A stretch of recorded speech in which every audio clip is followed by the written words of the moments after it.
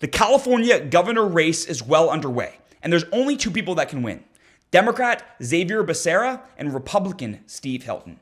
A bombshell report that could swing the election just came out. This is absolutely insane. A whistleblower confirming that Xavier Becerra dismantled vetting to speed up the release of migrant children. I'm going to play this clip for you in just a second. If you are new here, please do make sure to subscribe, to help push this video out to more people. Absolutely insane. He lost, I think, almost 320,000 children, 150,000 children of whom are still missing. Absolutely disgusting, absolutely despicable. If you are new here, subscribe, and here you go. Here's the video.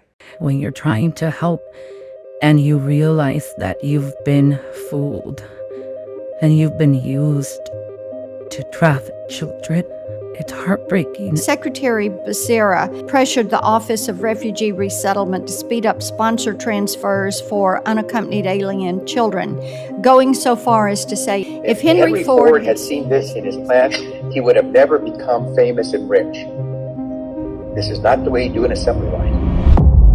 What was the unaccompanied children program for those who are not familiar? Migrant children that were crossing the borders that came unaccompanied with no parents were being sent to 3 different places here in California. When the minors came into the facilities, we would find out where they were going. They were detained there until whoever were claiming these kids were vetted. However, the vetting was not proper. So we were sending children to multiple addresses. We were sending children to the same addresses on multiple occasions.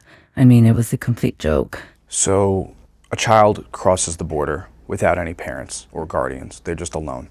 They're brought to a facility like the one you were at. The child needs to be placed with a sponsor who could be a parent or guardian, or it could be somebody totally unrelated. But somehow or another, you need to do a vetting process to figure out, is this sponsor actually the person that they claim to be? Could you explain what that vetting process was like? They were coming with marks of Sharpie on their arms saying, I'm going to this address, or I am this age and I am going here. Please call. And then they would have a number. At times they knew, but then they didn't know. For instance, I'm going to see my Aunt Mary, but I've never seen my Aunt Mary. I've only met her through the phone, that type of thing. Then we would call the sponsor and say something like, hi, my name is so-and-so. Are you expecting a minor? And then we would give the name, and then they would say yes. Sometimes they didn't even know the name of the child.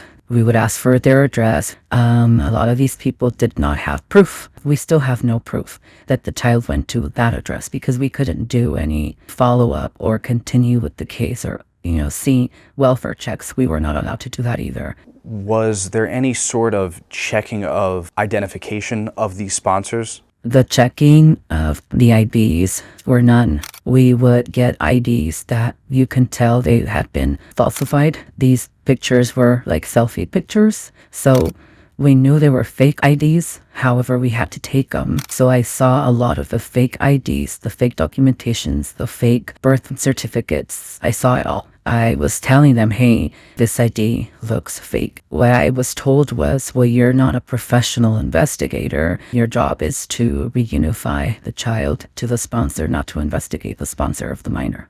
Taking documentation with people sending selfies is not vetting properly. Not being able to talk or see the sponsor is not proper vetting. Using a WhatsApp to talk to these sponsors is not vetting properly. We were constantly getting information that was false, and we were supposed to go with it. I suppose it goes without saying, but it was the case that children were sent to sponsors who provided a fraudulent form of identification? Yes. A lot of these things would have been avoided, but the fact that they weren't, it's heartbreaking to see that a child doesn't get to have his limb because he's lost it. It's heartbreaking to hear that a child is being forced to sleep with different men because the so-called aunt who was her sponsor is making her sleep with men. None of that would have happened if we would have protected these children, but we failed.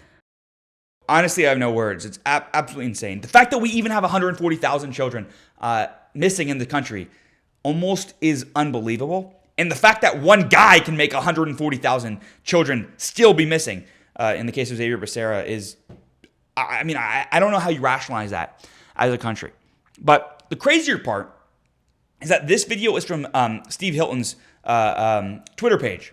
And he says there are more Becerra tapes to follow. So this is just the tip of the iceberg. As this story progresses, I will keep you updated. There's almost no words for that. I mean, it is just absolutely harrowing. If you're new here, please do subscribe. Push this video in front of more people. Thank you so much for watching. Of course, we support Steve Hilton. We really do want him to be the next the next governor of California. By the way, there's no reason California can't be one of the greatest U.S. states. It's just chronic mismanagement that has just put it under. Anyway, guys, thank you so much for watching. I hope you enjoyed the video. If you're new here, subscribe, stay tuned, and I'll see you in the next one.